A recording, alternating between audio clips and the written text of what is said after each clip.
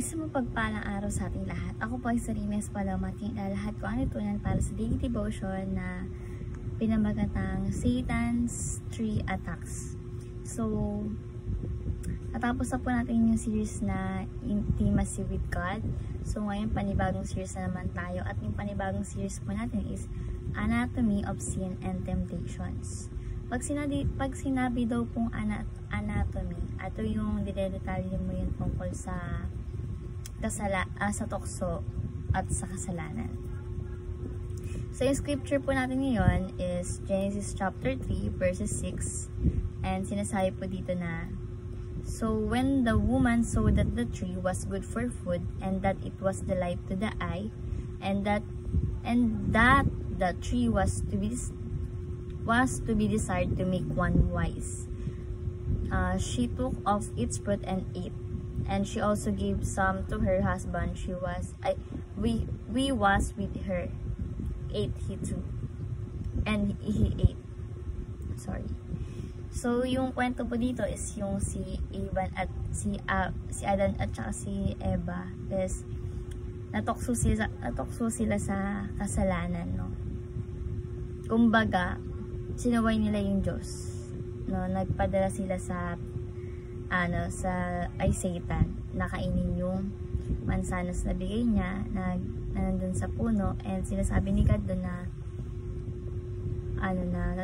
wag kainin yung, kumbaga yung ganun, wag sumunod sa iba.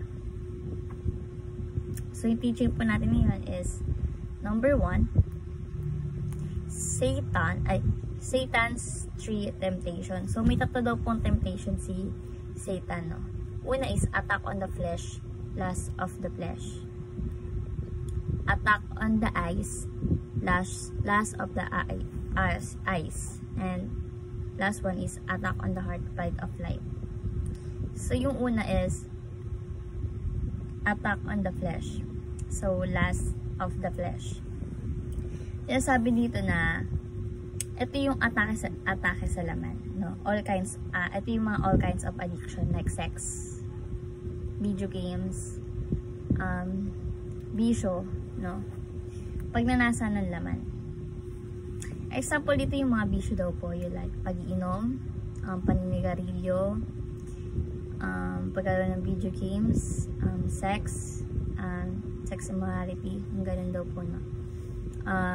Lust of the flesh, lahat po nung nabanggit kong addiction or bisyo. So, pag sinabi pong ganun, yung laman yung nag-retake nun, diba?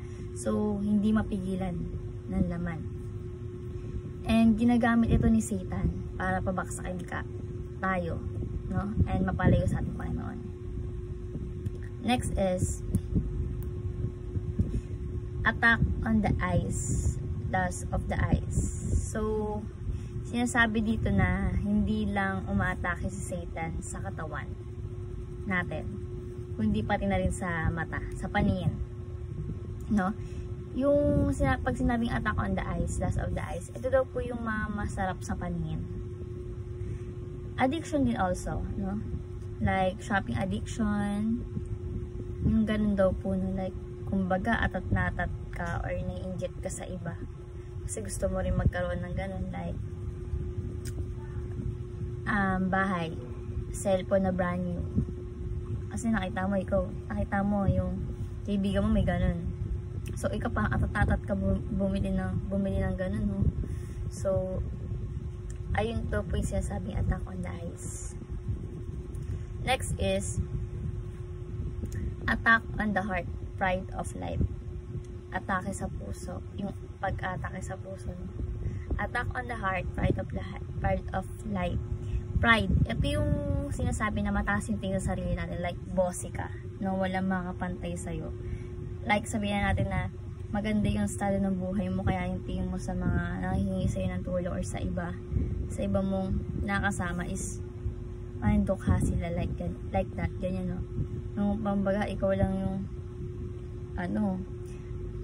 yung ating mo mayaman, magaling, ganun daw po yung gusto mo, ikaw na yung papalakpakan ng mga tao, kahangaan ng tao. Ayun daw po yung, attack on the heart, pride of life, no?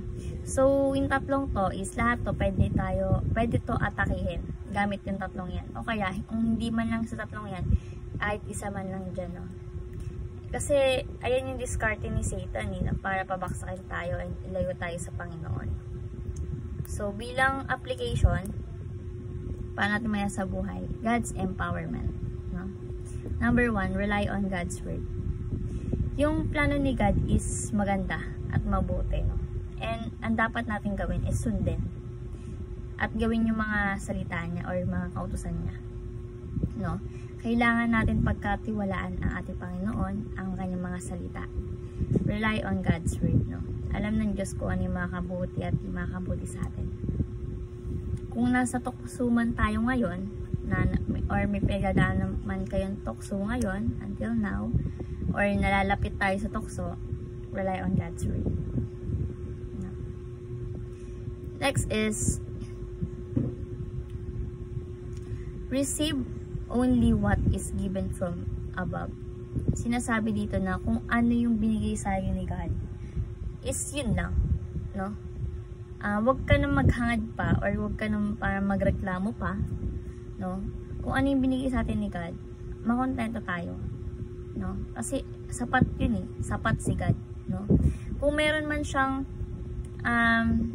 hindi na ibigay, siguro hindi makabuti sa iyo yun, no? Pero kung ano yung bigay sa iyo, makontento tayo dahil sapat yun and syempre magpasalamat tayo sa ating Panginoon. Kung hindi man, like ginawa natin yung best natin, effort, pero hindi talaga natin nakuha yung gusto, okay lang yun, no? Let's thank the Lord. Kasi baka hindi para sa iyo and hindi makabuti para sa iyo.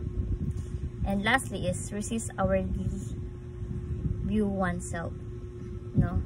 Yung makabundong tingin natin sa sarili, no? Kailangan natin i-resist yan. Yung katulad niya sinabi ko kanina, yung pagiging mataas yung tingin sa sarili is kailangan natin i-reject yan. Sa tulong ng mayamang biyaya na ating Panginoong Diyos, mare-reject natin yan. Lahat yan, no? At dapat sinabi ko, yung pagiging mahangin, mataas tingin sa sarili, like parang ikaw na yung lahat, alam mo na lahat, kasi ayaw mo na si God. Kailangan po natin i-resist yan and i-reject yan lahat. And magagawa natin yun sa tulong ng mayamang biyaya natin Panginoon Diyos. So, resist our view oneself.